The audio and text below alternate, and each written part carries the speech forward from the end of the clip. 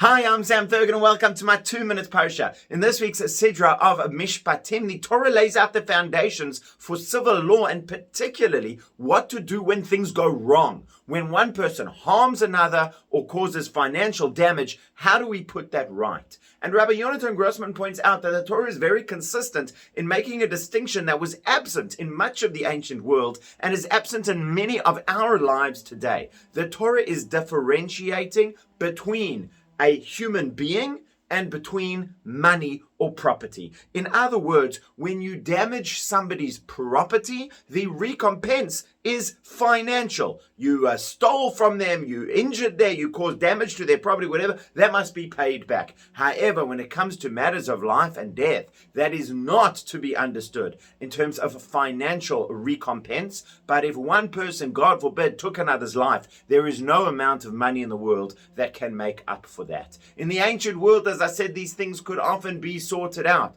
With enough money, one could escape the most severe of punishments. And similarly, when it came to monetary matters, one's own body, one's own self was sometimes held liable in place of the financial problems. And that is not the way of the Torah. King Shlomo, Solomon HaMelech, once said, ironically, in the book of Kohelet, HaKesef Yaneh et HaKol. Money answers everything. There's such an idea that all problems can be solved, but we know that that's not the case. When somebody is feeling hurt by something that another person's done, there is no money in the world that can stand in the place of an honest apology and a commitment to do the right thing.